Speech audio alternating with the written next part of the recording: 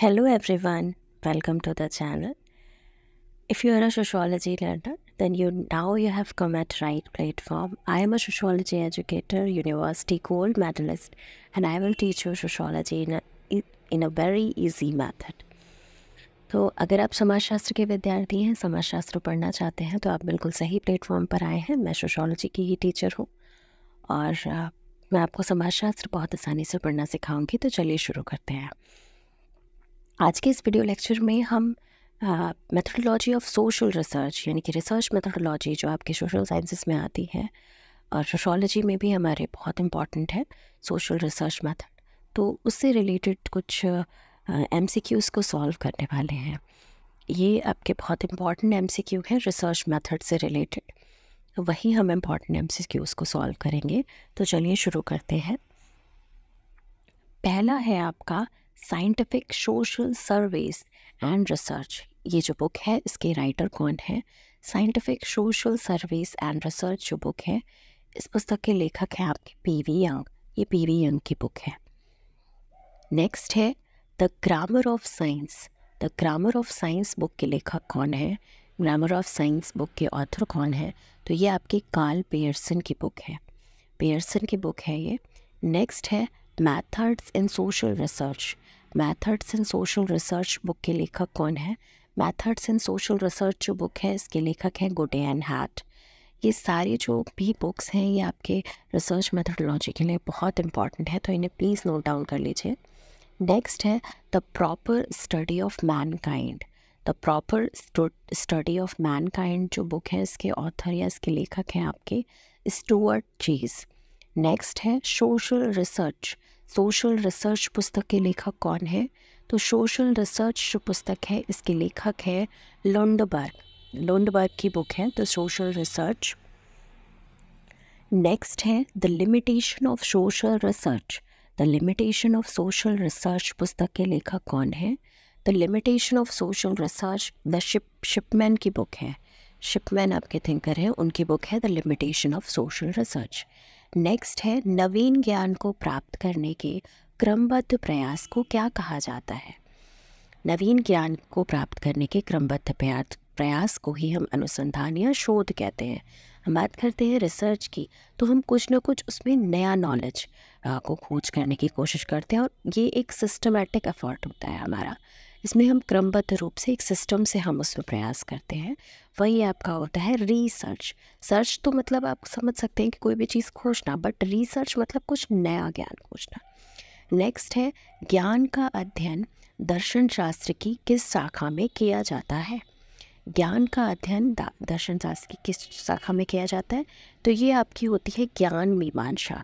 English में इसको epistemology कहते हैं, ज्ञान मीमांसा। इसमें आपका ये एक फिलॉसफी की ही एक शाखा है या ब्रांच है।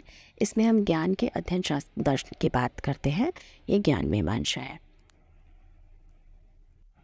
नेक्स्ट क्वेश्चन है अन्य लोगों विदेशियों की संस्कृति का अध्ययन करने की सर्वाधिक उपयुक्त प्रविधि कौन सी है?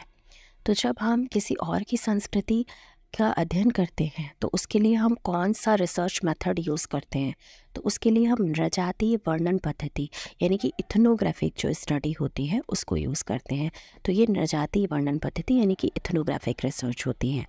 नेक्स्ट है वह प्रविधि कौन सी है जिसमें ज्ञानेंद्रियाँ आपको पता है हमारी 5 होती हैं, जिसमें हमारी आँख है जो कि देखने का काम करती है, नाक है जिससे हम सूंघते हैं चीज़ों को, टंग आती है हमारी, ईयर आते हैं, स्किन भी आती है। 5 ज्ञानेंद्रियाँ हैं हमारी।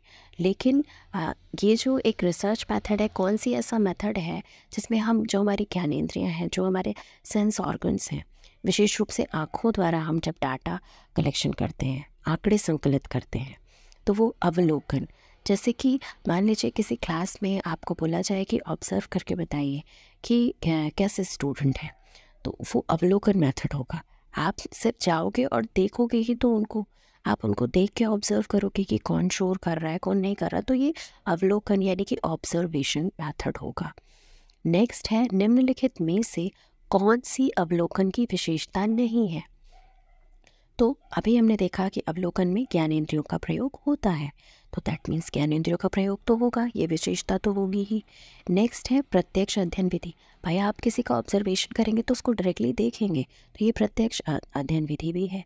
उसके अलावा एम्पिरिकल अध्ययन, यानी कि जो आप अनुभव करते हैं, आनुभाविक अध्ययन भी हो गया। लेकिन ये अवैज्ञानिक नहीं है, ये साइंटिफिक मेथड है, ये अवैज्ञानिक नहीं है। तो विशेषता नहीं है को भी, जो नहीं होता है उसे भी बहुत ध्यान से देखें। इसका जो राइट आंसर होगा सी होगा। नेक्स्ट है निम्नलिखित में से कौन सा अवलोकन का गुण है। अवलोकन का गुण सरलता सिंप्लिसिटी है, विश्वसनीयता रिलायबिलिटी, एंड वस्तुनिष्ठा यानी कि ऑब्जेक्टिविटी। ये तीनों जो चीज़ें हैं ये आपके ऑब्जर्वेशन के मेरिट्स में आते हैं।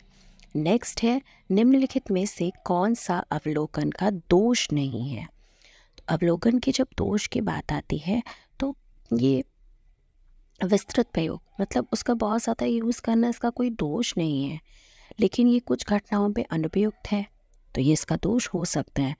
अगर आप किसी का ऑब्जर्वेशन कर रहे हैं और आप उस इंसान को जानते हैं, चीज़ें जानते हैं, तो हो सकता है आप बायस हो जाएं, आप वहाँ पे पक्षपात करें, तो संभावना है। नेक्स्ट है केवल गुणात्मक आंकड़ों का संकलन हो सकता है, केवल क्वालिटेटिव डाटा कलेक्ट हो सकता है। आपको पता है डाटा जो होता है वो दो टाइप का होता है, जो डेटा हमारा होता है वो दो टाइप का होता है, एक होता है गुणात्मक और एक होता है आपका संख्यात्मक। तो इसको इंग्लिश में कहते हैं क्वांटिटेटिव और क्वालिटेटिव। तो क्वालिटेटिव डेटा कलेक्ट हो सकता है, ये भी दोष है। नेक्स्ट है किस अवलोकन में अवलोकनकर्ता को अवलोकित सूचनाओं के समूह का सदस्य बनकर अवलोकन करना पड़ता है। तो जो अवलोकन होता है यानी जो ऑब्जर्वेशन होता है ये दो टाइप का या तीन टाइप का आप कह सकते हैं।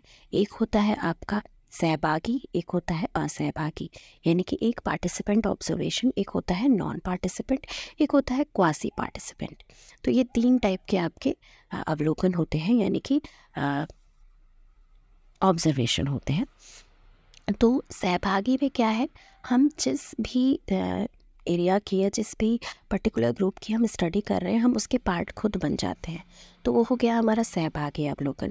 मान लीजिए हम किसी ट्राइब की स्टडी कर रहे हैं तो हम उस पर्टिकुलर ट्राइब की जहाँ रहती है वहाँ जाके हम रहें, उनके मेंबर बन जाएं और उनकी तरह ही रहें, तो वो सहभागी अवलोकन, हम उनको ऑब्जर्व भी कर रहे हैं और उसके मेंबर भी बन गए। और असहभागी में ये होगा कि हम उसको ऑब्जर्व बाहर से करें, हम उनके मेंबर ना बने और बिल्कुल बाहर से, हम अगर किसी क्लास को भी ऑब्जर्व कर रहे हैं तो हम बाहर से उनका मेंबर बन के ना करें।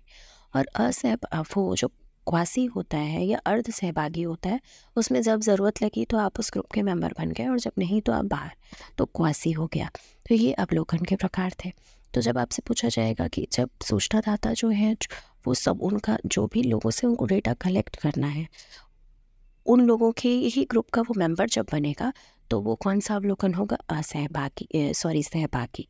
और जब वो बाहर से ऑब्जर्व करेगा तो असहभागी होगा, और जब ज़रूरत होगी तो उस हिसाब से चेंज करेगा तो अर्ध सहभागी होगा।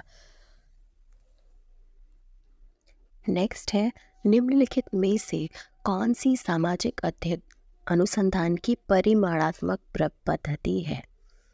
परिमाणात्मक पद्धति कौन सी है, तो आपकी प्रश्नावली जो है वो परिमाणात्मक पद्धति में आती है। नेक्स्ट है निम्नलिखित में से कौन सी सामाजिक अनुसंधान में प्रयोग की जाने वाली गुणात्मक पद्धति नहीं है। एक होती है परिमाणात्मक और दूसरी होती है गुणात्मक। तो गुणात्मक पद्धति नहीं है आपसे पूछा जाता है तो वो साक्षात्कार अनुसूची जो है वो गुणात्मक पद्धति नहीं है। नेक्स्ट है निम्नलिखित में से कौन सा जीवन इतिहास का प्रकार है। तो जीवन इतिहास यानी कि लाइफ हिस्ट्री का जो टाइप है, अगर हम किसी की जो ऑटोबायोग्राफी है यानी कि जो आत्मकथा है वो खुद लिखता है तो वो भी जीवन इतिहास का प्रकार होगा, या कोई ओरली जीवन इतिहास है तो वो भी जीवन इतिहास का होगा, एक संकलित जीवन इतिहास है, ये सब आपके जीवन इतिहास के प्रकार में आएंगे, यानी कि उपयुक्त सभी इसका राइट आंसर होगा। इसके बाद है निम्नलिखित में से कौन सा जीवन इतिहास प्रविधि के प्रयोग हेतु उपयुक्त क्षेत्र है। तो जब हम गहन और सूक्ष्म अध्ययन करते हैं तो जीवन इतिहास का हम ठीक से यूज़ कर रहे हैं। हम किसी की ऑटोबायोग्राफी को अगर हम माइक्रो स्टडी कर रहे हैं, बहुत गहन अध्ययन कर रहे हैं, तो उस ऑटोबायोग्राफी को अगर हम लेके कर रहे हैं तो अच्छा होगा। गुणात्मक तथ्य यानी कि किस क्वालिटेटिव डेटा कलेक्ट कर लेंगे हम, उसके अलावा हम उसका इंटरनल लाइफ के बारे में जान पाएंगे, तो ये इसका जो राइट आंसर होगा वो उपर्युक्त सभी होगा, यानी कि सारे, all of the above. Next है, निम्नलिखित में से कौन सा जीवन इतिहास का दोष नहीं है? तो जब नहीं है की बात आएगी तो अवैज्ञानिक प्रकृति तो नहीं है ये, मतलब, और दोषपूर्ण सामान्यीकरण, सीमित अध्ययन, ये हो सकता है, लेकिन व्यक्तिगत अनुभव में वृद्धि हो, ये इसका दोष नहीं होगा। हमारा व्यक्तिगत अनुभव यानी कि इंडिविजुअल हमारा जो भी अनुभव है जिसको हम फील कर रहे हैं उसमें वृद्धि हो, ये कोई दोष नहीं हो सकता। तो ये थे आपके सोशल रिसर्च से related, methodology of social research का ये क्विक रिवीजन क्लास था। इसमें हमने कुछ इम्पॉर्टेंट MCQs को डिस्कस किया। आई होप ये लेक्चर आपके लिए हेल्पफुल रहा होगा।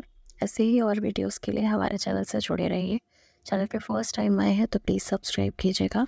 वीडियो पसंद आए तो प्लीज़ लाइक कीजिएगा, अपने फ्रेंड्स के साथ शेयर कीजिएगा। Keep learning and keep watching. Thank you so much for watching.